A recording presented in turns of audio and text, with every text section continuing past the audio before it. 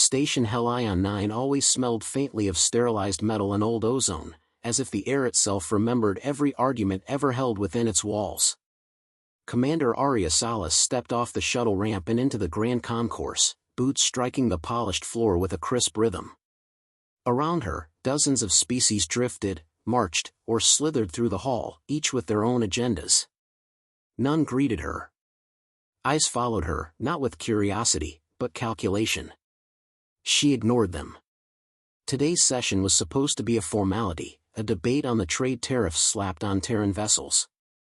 Nothing unusual. Nothing dangerous. The alarms changed that. The station's lights flickered. Doors froze. A shrill siren rang once, then cut off midwail. For a heartbeat the concourse fell still, the silence spreading like sudden vacuum.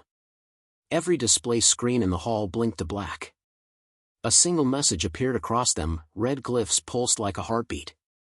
Gasps rippled through the alien delegates. Arya watched their reactions carefully. Shock. Whispered confusion. Nervous gestures. But beneath the quick performances, she caught something else, small, almost invisible tells, a Koresh diplomat subtly tensing its neck frill, a Varn ambassador avoiding her gaze, a pair of Zell officers stepping backward toward the nearest exit. They'd known. Arya touched the comm at her collar. Solace to Terran Embassy. Status? Static hissed in reply. She tried another channel. Ren, pick up. Nothing. A trio of council guards approached, their crystalline armor glimmering under the emergency lights. Their captain, a tall insectoid with green chitin and immaculate poise, addressed her with practiced neutrality. Commander Solace, the council will address this. Please remain within the concourse until instructed. Arya met his multifaceted eyes. I'm not the one who needs instructions. The captain stiffened, but before he could reply, Ambassador Renhale emerged from the cluster of panicked delegates. His suit was rumpled, his brow damp with anxious sweat. He moved fast. Arya. With me, he said quietly. Now. They slipped into an unused maintenance corridor before the guards could object. Ren keyed a security panel, the door sealed behind them. What is happening? Arya demanded. Ren exhaled shakily. We intercepted fragments of council chatter hours ago. Something about final measures. We thought it was bluffing, political posturing. And you didn't tell me? There wasn't time. And I didn't think they'd dare broadcast a threat like this. They dared, Arya said. Ren rubbed his temples. The council leadership has been growing more hostile. They think humanity's gravwake drives give us too much leverage. They're afraid. Arya frowned. Fear doesn't justify an ultimatum. With the council, fear justifies everything. She opened her mouth to respond, but her wrist console pulsed with a priority alert. A small sphere of light projected upward, flickering with encrypted packets. She frowned again. This isn't from Earth, she said. It's internal council traffic. Something's bleeding through the firewall. Ren looked puzzled. How? Arya didn't wait. She ran her fingers through the console's interface, activating a Terran quantum sniffer, illegal here, but very effective. The projection stabilized, revealing fragmented transmissions. Coordinates. Deployment schedules. Command codes. Arya's expression hardened. They're moving a fleet. Ren's voice trembled. Toward us? No. Arya zoomed in on the data. Toward the Sol system. Ren staggered back like she'd struck him. This can't be real. A direct assault? That would break every treaty in the sphere. They've already broken one today. Arya swiped through the streams again. This isn't a threat. It's a pre-planned strike. The ultimatum was never negotiation, it's cover. Ren swallowed. We need to leave. Immediately. Getting to the Terran shuttle wasn't simple. Council patrols had locked down public transit. But Arya knew the station's understructure better than most. She'd helped map it years ago during an anti-piracy joint operation. She led Ren down narrow maintenance shafts, past humming conduits and dimly lit bulkheads. Every step echoed like a countdown. "Do you really think they intend to wipe out Earth?" Ren asked as they moved. "I think they intend to make an example," Arya replied. "They believe humanity grows too fast. Too unpredictable. Too capable." Ren shook his head. "We tried to play fair. So did a lot of species before the Council absorbed them." They reached a docking access hatch guarded by 2 Council drones. Sleek, hovering constructs with stinger-like lasers. Arya motioned for silence, then removed a small device from her coat, no larger than a coin. Ren whispered, "Is that?" "A graviton spike. Prototype." She tapped the device to the floor. A pulse of warped pressure rippled outward. The drone shuddered, lights dimming, systems collapsing without damage. They dropped harmlessly to the deck. Ren stared. "We're not supposed to carry that tech off-world." Arya lifted the disabled drones aside. "I'd prefer a reprimand over extermination." They boarded the Terran shuttle. Before launch, Arya sent a tight beam encrypted burst toward Earth, compressed data packets carrying the intercepted Council transmissions. Then she initiated emergency departure, bypassing standard clearance procedures. As the shuttle detached and leapt into the tremor of gravwake acceleration, Ren finally sank into his seat. "What will Earth do with that information?" he asked. "Decide whether it wants to surrender or survive." The journey felt longer than usual, though gravwake compression folded the distance in minutes. When Earth appeared through the viewport, a blue orb wrapped in defense grids, Arya felt a surge of fierce affection she hadn't felt in years. They docked at high command on the orbital citadel. The briefing that followed was tense, rapid, brutal. Generals, diplomats, scientists, and analysts filled the circular chamber. Arya stood at the center as the intercepted footage played above her: fleet mobilizations, orders for pacification protocols, Varick's signature verifying authorization. The room buzzed with outrage.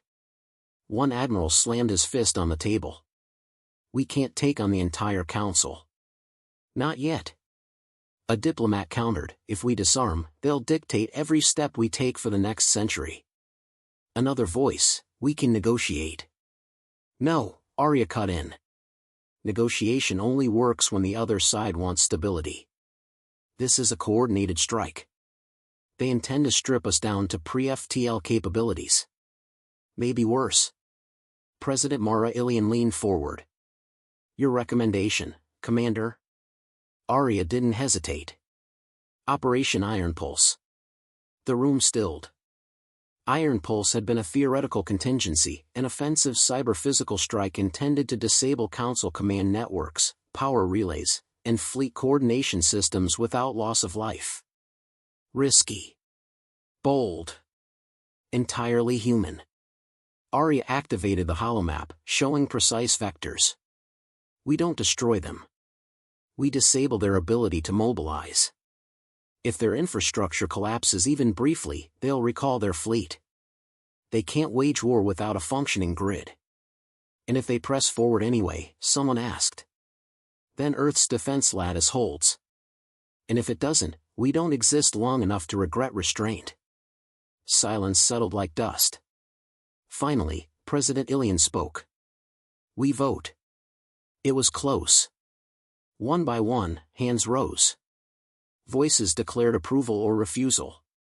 The final count, authorization passed by a narrow margin. Arya felt the weight land squarely on her shoulders. President Ilian met her eyes. "Commander Salas. The fleet is yours." Arya nodded once, sharp and certain. "Then we begin." She turned toward the window overlooking Earth and its halo of defenses. "If the Council wants us disarmed," she murmured, "they'll have to survive our answer." The Terran fleet emerged from Earth's shadow like sharpened silhouettes against a field of stars. Hulls of obsidian alloy glimmered under silent banners of running lights, every ship humming with graviton engines held in perfect synchronization. Commander Arya Salas watched them assemble from the bridge of the TCS Valiant, her flagship. Pride didn't fit the moment, this was responsibility, tightened into a single breath. "Fleet link established," reported Lieutenant Juno Varin. Her voice was steady, but her fingers twitched over the console with barely contained tension. "All wings are in silent running configuration." Arya studied the shimmering holographic formations. "Initiate veil compression. Full stealth envelope." A pulse rippled through the hull, then dissolved into silence. The Valiant vanished from conventional scans, followed by the rest of the fleet. They became shadows skimming through folded spacetime, invisible currents bending around them. "Course plotted for Council sphere perimeter," Juno added. "Execute," Arya said. "No emissions. We're ghosts until I say otherwise." The fleet slipped into the graviton wake, a tunnel of distorted light streaking past the viewport. Despite its beauty, Arya's focus stayed razor-sharp. Every jump brought them closer to the Council's heart, and closer to the point of no return. She turned to her tactical officer. "Status of the Council fleet?" "Cross-referencing intelligence." "They've begun pre-invasion staging," the officer replied. "Thousands of vessels. Their formation suggests confidence, not caution." "They think Earth will bow before their ships arrive," Arya said quietly. "They're wrong." Across the galaxy, in the core chamber of the Galactic Council, High Consul Varric Thul observed shimmering holofeeds of the mobilization. His crest stood tall in satisfaction. "The Terrans have been given their chance," he announced to the assembled leaders. "Their refusal will be answered with decisive correction." A Varn elder hesitated. "We risk igniting a conflict we cannot predict." Varric's gaze hardened. "We cannot allow their rapid advancement to destabilize the balance. They refuse containment. This ultimatum forces them to choose peace." "Peace?" the elder echoed. "Looks more like intimidation." Varric spread his arms. "Intimidation is simply peace enforced." He watched the Purge fleet accelerate toward Sol, unaware that humanity was already threading its way toward the Council. The Valiant dropped from the wake near a fringe star system on the Council's border. The rest of the fleet followed, sliding into normal space without a ripple. Juno scanned the region. "No detection so far. But we're entering one of the most monitored volumes in the galaxy." Arya nodded. "Time to test how blind their sensors really are." They advanced deeper, weaving between patrol routes and communication arrays. Human stealth tech relied not on hiding mass, but on bending spacetime signatures so completely that scanners read the ships as background radiation. Even so, accidents happened. "Contact," Juno whispered. "Council scout ship on Vector 329. It's altering course." "Tactical?" Arya asked. "They're performing routine sweeps. They'll cross our path within seconds." Arya made the decision instantly. "Non-lethal disable. No wreckage." "Aye," Juno replied. The Valiant emitted a silent graviton pulse, barely visible as a faint shimmer. The scout ship trembled, engines stuttering as its systems collapsed into harmless stasis. The vessel drifted, lights dimming. Its crew remained alive and uninjured, simply offline.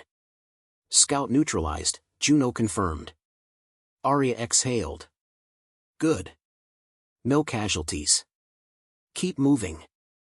These careful engagements repeated as they progressed deeper into Council space, each one a reminder of how narrow their margin was.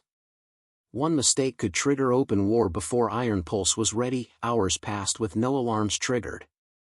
The fleet neared the Council's internal relays, critical infrastructure targeted in Arya's plan.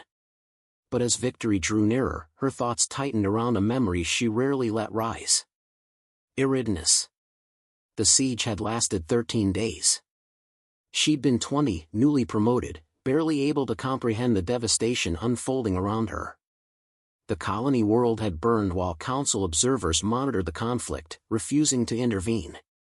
They called it a regional dispute. In the end, Eridanus was gone. So were millions of Terran civilians. Arya hadn't cried since. Juno approached quietly. "You're tense." Arya kept her gaze on the starfields ahead. Focus on the mission. We're close, Juno pressed, softer now. And you haven't rested since we left Earth. We don't have the luxury, Arya said.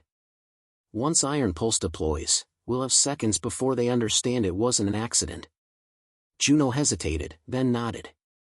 The crew believes in you. Completely. Arya didn't answer. She didn't need belief. She needed results. A priority alert flashed in the corner of the command interface. Transmission from President Ilion, Juno said. Patch it through. The screen lit with the president's face, stern and composed. Commander Salas. We've issued one final message to the Council. A formal request: stand down your fleets and rescind the ultimatum. Arya's jaw tightened. Response? They ignored it. Arya expected the answer, but the confirmation still settled like a stone. The president continued. We have faith in Iron Pulse. Execute with precision. Protect our people. Understood, Arya said. The transmission ended. Juno whispered, so negotiation really is over. It ended the moment they armed a purge fleet, Arya replied. Now we act. In the council chamber, Varric watched his fleet leap towards Sol in staggered waves. Their jump signatures shimmered in holofeeds like falling stars. By the next cycle, he boasted, Earth will be contained. A junior counselor approached nervously. What if they resist harder than expected? Varric dismissed the concern with a wave. Humans rely on impulse and bravado. Remove their fleets, and they will crumble. He had no idea how wrong he was. The Terran fleet reached the edge of the Council's capital system. Billions of sensors crisscrossed the region, but the graviton veil hid them flawlessly. Below, the luminous sprawl of the Council's central world glowed like a jewel. Every major communication nexus, shield generator, and command relay was visible through the Valiant's tactical displays. Arya rose from her command chair. This is it. Phase 1. All ships report ready, Juno confirmed. Graviton emitters charged. Arya took a long, controlled breath. Deploy. A silent surge of graviton waves burst outward across the system. The energy didn't destroy, it disrupted. Networks froze. Relays flickered. Power grids stalled. Every strategic node across the Council territory collapsed in perfect synchronization. Lights dimmed across the planet below like a dying ember. No casualties. No explosions. Just sudden, absolute paralysis. Arya stared at the rapidly updating system's feed. Confirm grid collapse. Tactical replied, confirmed. Council command is blind. A hush settled over the bridge. What now? Juno murmured. Arya's gaze sharpened. We deliver the message they refuse to hear. She stepped forward, voice calm and unyielding. Open a channel. The Iron Pulse has begun. The Iron Pulse rippled through the Galactic Council's capital system like an invisible storm. Command grids flickered out. Sensor webs collapsed. Thousands of ships drifted, engines stalled, crews stunned as their consoles went dark. The disruption was elegant in its efficiency, precise, controlled, and unmistakably deliberate. On the TCS Valiant, the bridge remained steady. Primary Council network is offline, Juno reported, eyes wide as data scrolled across her screen. Backup channels are failing one by one. We hit everything. Arya kept her focus on the starfield. And casualties? None detected. Their fleets are disabled, but intact. Good, Arya said.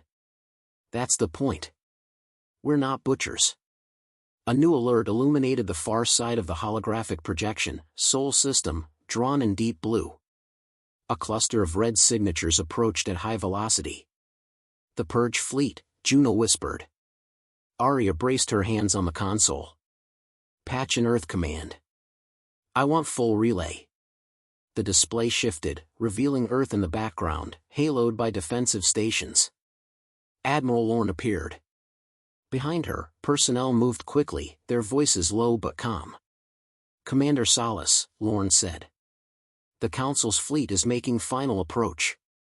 No change in formation. They can't see your defense network, Arya replied. They won't understand what's waiting. Lorne's lips tightened. We're prepared. Good hunting out there. The line closed. Arya looked at Juno.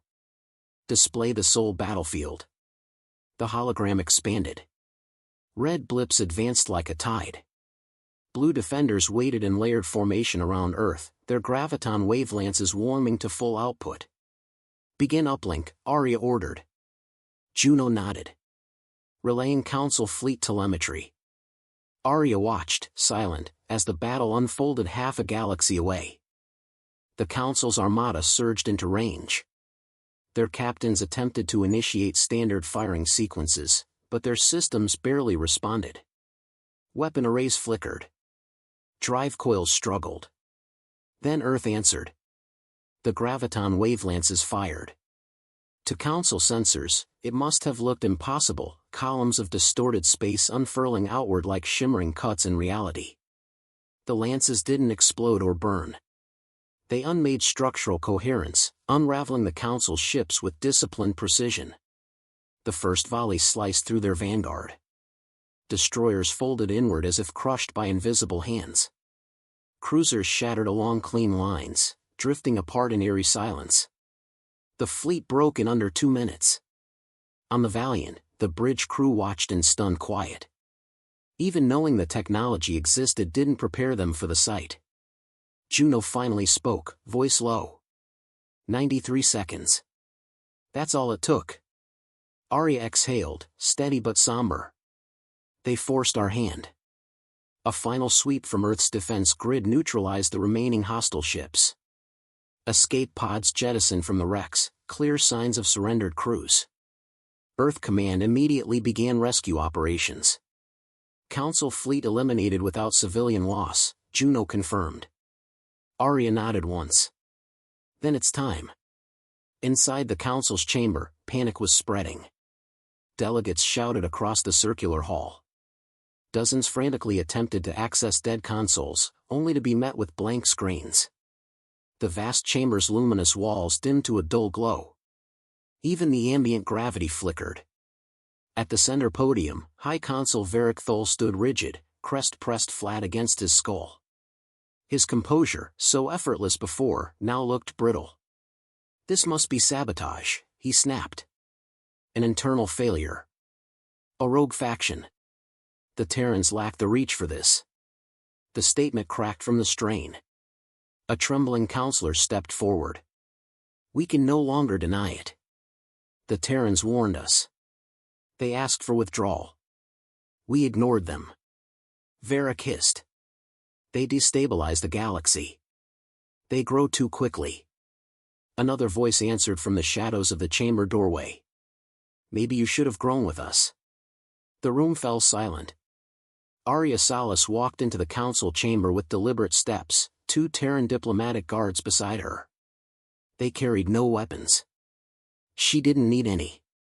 The delegates recoiled, not from her presence, but from what it represented, a human standing inside the most protected political seat in the galaxy, at the precise moment that seat had been rendered helpless. Varric's eyes widened. You have violated galactic law. Entering this chamber under military action is forbidden. Your fleet approaching Earth was forbidden, Arya replied. Your ultimatum was forbidden. Yet you proceeded. Varric's voice shook. You dare threaten the council? Arya stepped forward until she stood at the podium's base. If we wanted to threaten you, you wouldn't be standing. A ripple of unease passed through the chamber. Arya raised a projection sphere. It displayed the full record of council communications authorizing the Purge fleet, along with the Iron Pulse data showing no fatalities caused by humanity's countermeasure. She let the images speak for themselves. When the feed ended, the chamber was utterly still. Varric finally whispered, You struck at the heart of the council. No, Arya said. We struck at your arrogance. You pushed us into a corner.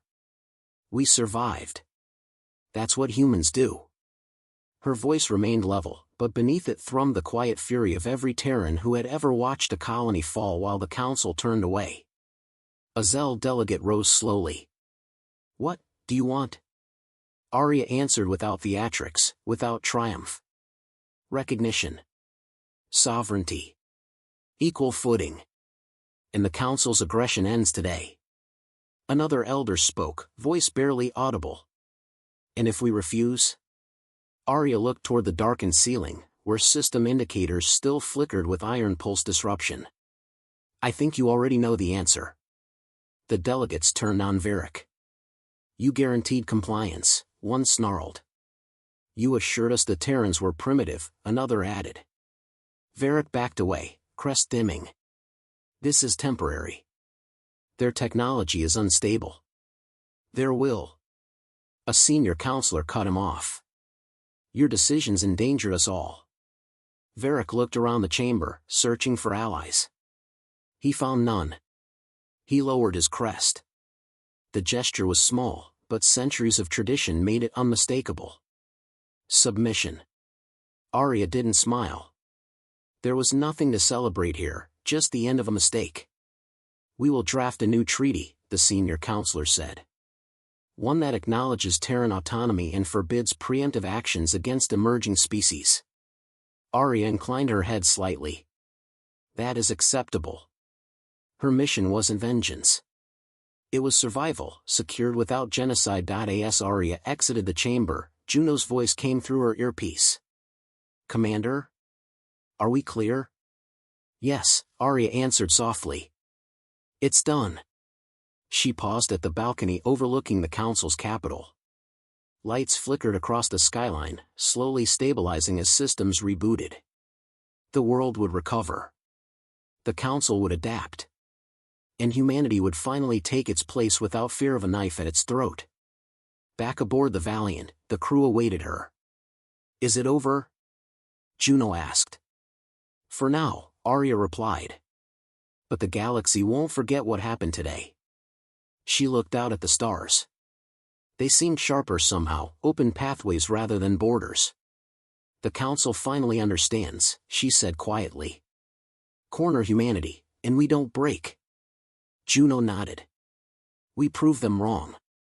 Arya allowed herself one long breath, heavy with everything the past cycle had demanded.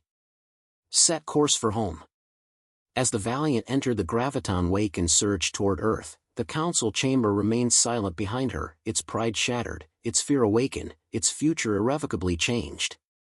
Somewhere in that silence, a message spread across 1,000 worlds. The return to Earth should have felt triumphant.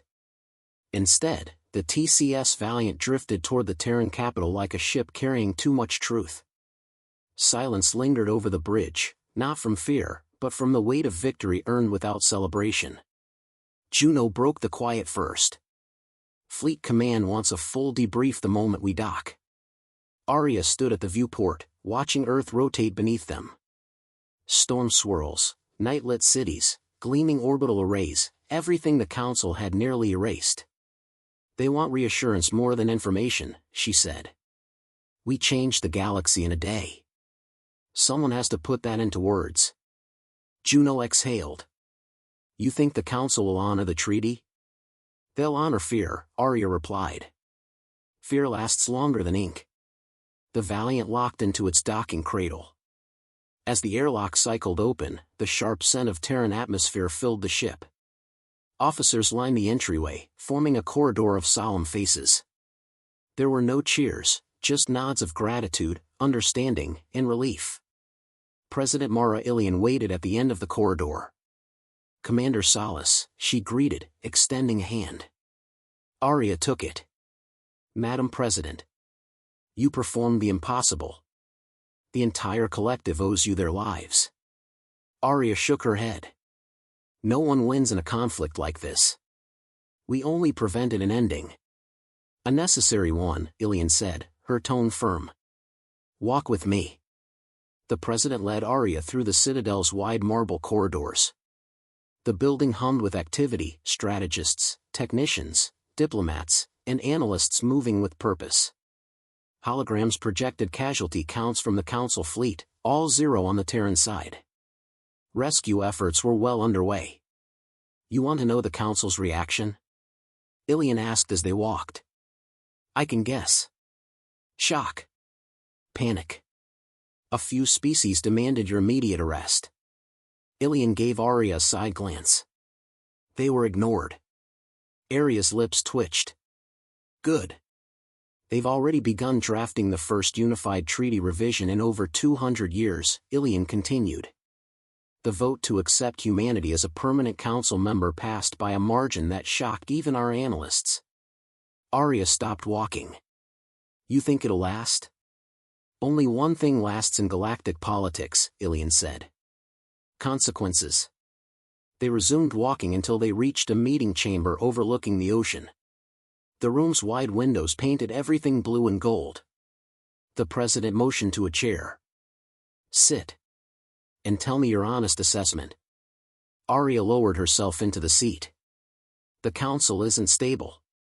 Too many factions want control. Varric kept them unified through fear of change. Now they fear retaliation from us. Do we retaliate? Ilian asked. No, Arya said without hesitation. Retaliation means escalation.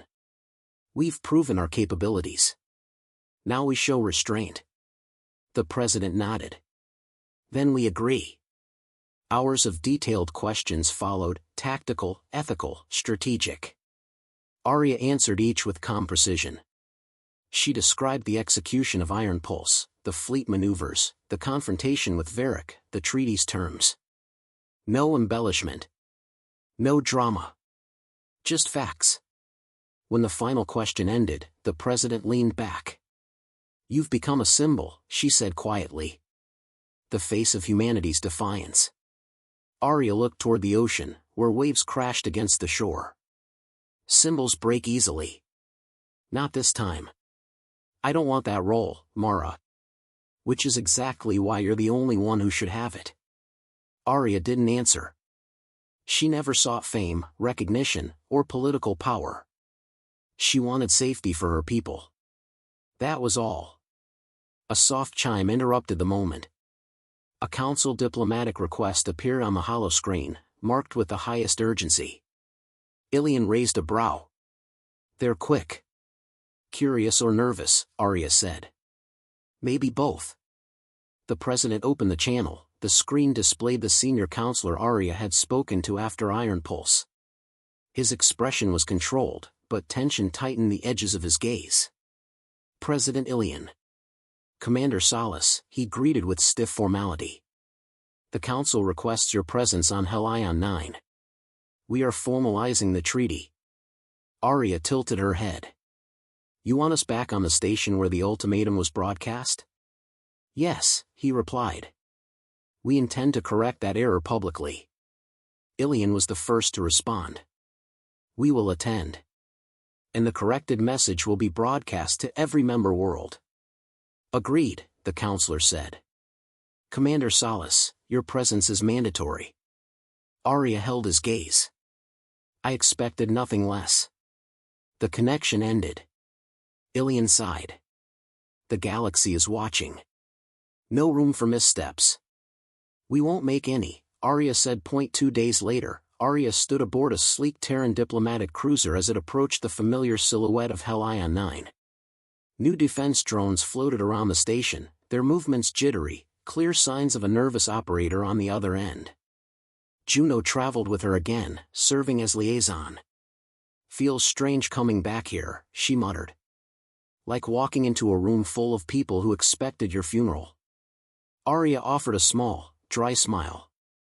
Then let's make sure we give them a different story. The cruiser docked. The airlock opened to reveal a delegation of mixed species. Their posture held neither hostility nor enthusiasm, just caution. Arya stepped forward. The Zell diplomat who had spoken up during the previous confrontation approached first. Commander Solace, he said. The council acknowledges the breach of trust and extends formal apology. Arya answered simply, apology recognized. He gestured toward the main chamber. We should proceed. The council chamber looked different. Broken panels had been repaired, lights restored. Yet the delegates seemed changed, more subdued, more aware of their own fragility. The senior counselor addressed the assembly. This summit will reshape relations between our species. The Terrans have demonstrated technological capability far exceeding our current projections. However, they also chose mercy when destruction was possible. Murmurs rose across the hall. Therefore, the counselor continued, humanity is to receive full sovereign recognition, protections under interstellar law, and a permanent seat on the council. He gestured toward a newly constructed podium, glass, alloy, and crystalline filaments intertwining in the style of old council architecture. It bore the symbol of Earth. Arya stepped toward it slowly. She placed her palm on its smooth surface. The podium activated, projecting the Terran flag beside the council's ancient sigil. Soft light filled the hall. "This is not dominance," Arya said. "It's balance. A future where no species, or alliance, can decide the fate of another behind closed doors." Some delegates nodded. Some shifted uncomfortably. But none spoke against her. The treaty was signed. Galactic history pivoted quietly. After the ceremony, Arya stood alone on a balcony overlooking Helion 9's central spire. Juno joined her, carrying 2 cups of steaming synth tea. "You did it," Juno said, handing her a cup. "We did what we had to," Arya replied. "Think the galaxy will stay peaceful?" Arya watched ships drift like silver specks across the void. Peace is never steady. But today, at least, it's possible. Juno smirked. "Council's terrified of us." "Good," Arya said. "Fear is a reminder. Respect has to grow from something." Juno sipped her tea. "So, what now?" Arya looked at the stars, vast, open, waiting. "Now," she murmured, "humanity steps into the galaxy not as prey, but as equals." She lifted her cup, letting the steam rise toward the endless dark. "And this time," she said, "we choose the story.